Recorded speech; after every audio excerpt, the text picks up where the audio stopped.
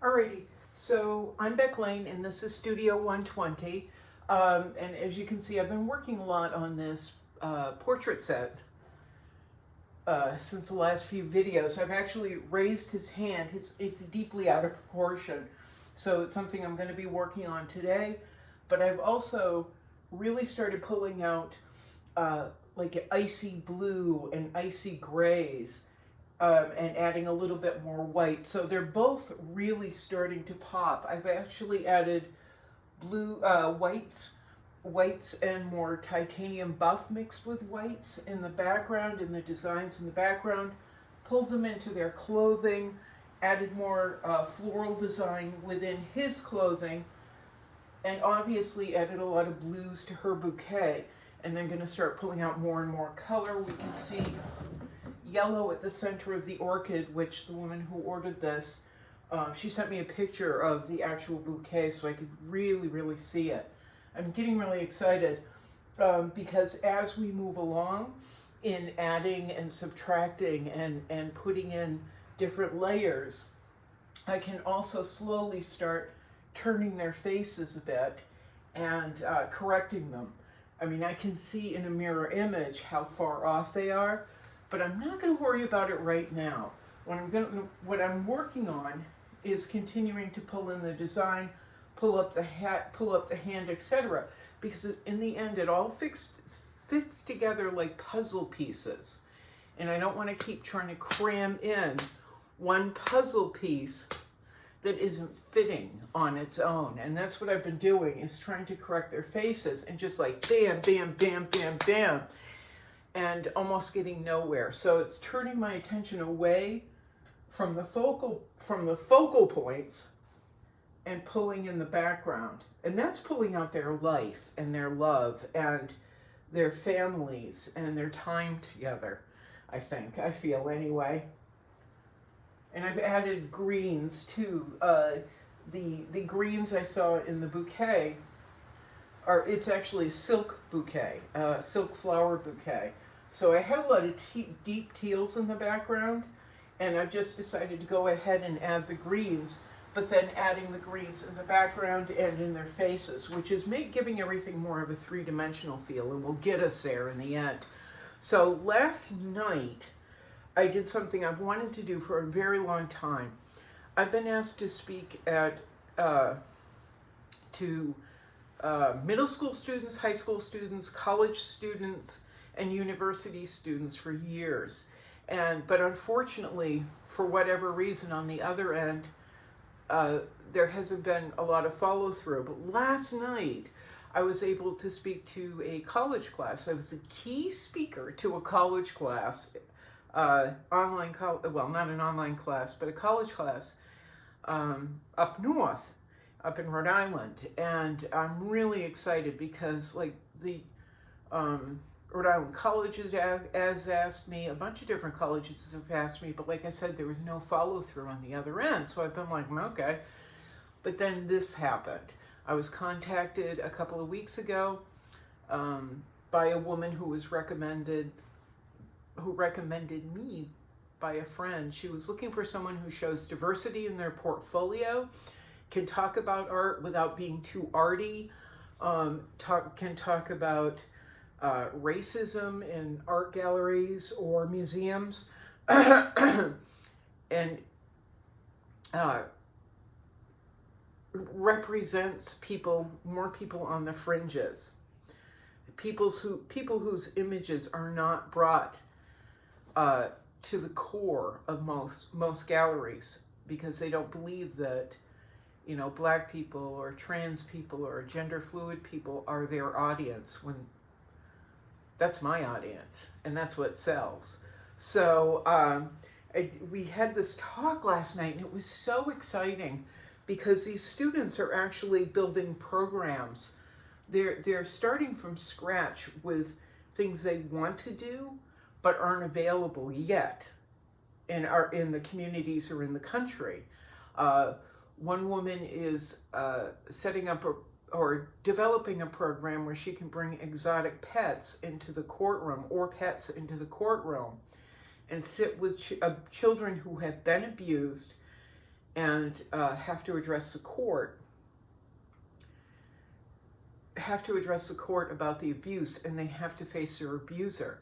Well, as being someone who's been on the end of abuse, I haven't had to go to court because nothing like that was available when I was young, and people just laughed at abuse, basically. You just have to tolerate it.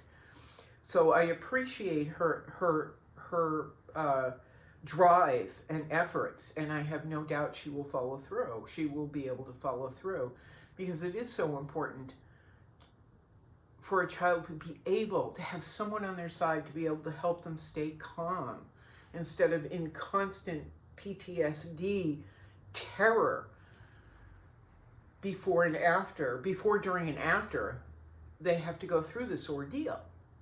Another woman is setting up a program to help Latinx members of her community be able to access programs, health programs, when they need it. Her father apparently had COVID and was too scared to go to the hospital. He was deathly ill, but because of the last administration, it's not something she said, it is something that I surmised in our conversation. He was too terrified to go to the hospital and get treatment because ICE could carry him away, he and the family away. So she has access to all this information and all these people. So what she wants to do is build a career where she's able to help people who are vulnerable to hatred and this type of targeting. There were several other people involved, and they all had these really brilliant ideas on how to help their communities. So it isn't coming in like a white knight and I will save you. These are people working within that are members of this community and see a deficiency and are willing to step forward and call BS out on communities and organizations who say, this is what we do. We are so fabulous. We're wonderful. We have these programs, but don't get into the nitty-gritty of helping people who need it. So these students are building programs on their own, developing their own careers, their own path that can fill in those cracks. And hopefully it will have, every single one of these students will have ripple effects that will go beyond anything they could have dreamt. And part of our discussion in all this, and the representation and racism and targeted exclusion of these communities and these people, it was brought up that the experiences that I've had, where galleries have told me flat outright, and without any idea of what this says about them, that, especially this one in New York, it was inconceivable to me. We don't sell to black people. That's not our audience. Well, then why invite me? Why? That's kind of a thing. But the teacher said, actually, and this was really sweet, she said, Beck is trying to fight that system within the system herself, which I never really thought about. I never put it that way in my head. But she did explain, the students were already aware of my work. They had all been to my website. They'd seen some of the YouTube videos. And I was just beyond flattered that they had taken the time to research me at all. But that was such a high compliment. And we all felt stronger and validated, because here we all are going, yeah, to the man. And I was thinking about the last few videos, and we talked about it, where, I'm calling out BS in these art organizations like the National Museum of Women in the Arts, who are sending out these, and I'm sorry to pick on them, but really, they're part of the problem. If they're not becoming a solution, they're part of the problem. But we talked about these emails that I get where people are they're doing fundraising. And they're writing people and saying, oh, we support artists. Oh, we support the Black community. And Black women are especially vulnerable. I get that, but don't say it and then not provide opportunity for all artists of any race, any color, any religion. There is a pinprick, there is a pinhole of an opportunity for artists. There's a pinhole of an opportunity. Well, okay, let's put it this way. There's a pencil eraser hole, size hole for opportunities for artists or artists' opportunities. Then you get to women. Boop, it's down to pinhole. Then you get down to people of any color, brown, in the brown and Black ranges, of any race, of any nationality. That pinhole gets even tinier.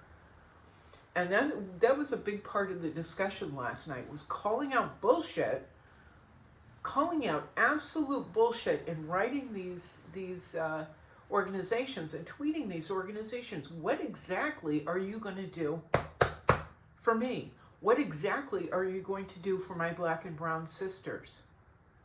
Don't pat yourself on the back and use any of us as pawns or as leverage, emotional leverage in fundraising, and then provide no actual opportunities at all. Most of the time with organizations and museums, it's, well, we provide education for children. Once again, for the 5 millionth time, I'm not an elementary school art teacher. And I'm not maligning them, because God knows I don't have it in me to teach. I don't have it in me to sit in a classroom full of children and try and get them to understand art. It's a specialty I don't have. I don't even have it on a college level. I don't have it. I have this ability to chit-chat, to encourage, to help support in any way I can, to help mentor, which I do. In fact, I was doing it again this morning with different artists. But I don't have the ability to sit with, 10, 15, 30, 60 people, kids or adults, and try and teach a class. That's a whole nother level of skill I don't have. But most museums and organizations, that's what they'll support. They don't have, for whatever reason, support for individual artists. And a lot of times when I go on museums' websites, they're doing this. Oh, we supported an artist this week, an artist this year. 1 female artist. 3 female artists. Aren't we beautiful? So-and-so, who's well-known all around the world. We showed their work for 6 months and didn't do anything for anybody else. And I felt like, okay, maybe I'm coming across as a lunatic talking about this, but talking with that class last night, their feedback on me and the instructor's feedback on me let me know, no, it's not that crazy. This is how we get change, is by calling out the bullshit. And, helicopter. We're having a very, very windy day here, and so the helicopter is I can hear it off course. But anyway, okay, gone now. But as artists, I feel this is what we really need to do. Instead of cramming ourselves, trying desperately to cram ourselves in that pinhole prick of an opportunity that they think about maybe giving us, hitting that wall and calling out the BS, just demanding more. I can't tell you how validating it was, because all of these people in this class are adults, and they're all fighting the system. And they're trying to break down barriers, quote unquote, break down barriers, another overused cliche, but it's true. They're not saying, okay, I'm going to follow the rules. I'm going to do what we're supposed to do, what's socially acceptable, the rules that this museum, that these organizations have laid out and decided this is how I might maybe sort of kind of never get in. They're saying, no, we need more, we need better. So I want you to take the information that I've just given you and really think about it. How can you affect your life as an artist? What program can you build, or idea, or theory, or focus can you give to not only better yourself, which is, we all got to eat, that's a big goal, but also affect the artists or communities around you. I just think I continue to say this is a brilliant time for us. This is a really great time for us to start taking on all these systems, all these wrought iron gates that have kept us out. Okay? Let's really start thinking. And don't forget, so I corrected one of the videos I made because I asked everybody to post their links down below. And people did start posting their links and YouTube kicked them out.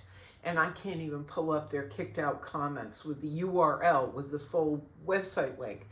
But what I want you to do is say, I am here. I am here. Post your name down below in the comment section and how we can find you. And in one of these videos, or I'm going to start listing out the people who have posted and writing out their URL address, and I'll hold it up and so everybody can see. Because honestly, some of these artists, we've known each other for a while.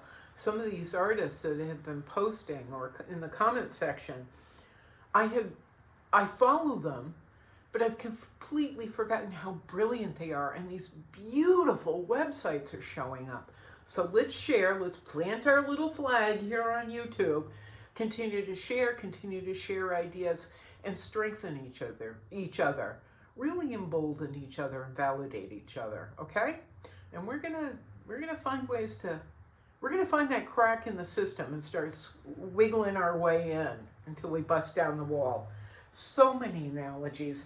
Anyway, I'm Beck Lane. This is Studio 120. If you'd like to help support Studio 120, there are links down below. Don't forget to like and subscribe. Bink! Like and subscribe so we start getting more algorithms and more artists to this channel. All right? Ciao! Ciao! Oh, forgot. Ready, Carrie? Here we go. Carrie in Australia. Ready? Here we go. Meow. Meow. Meow. Boing!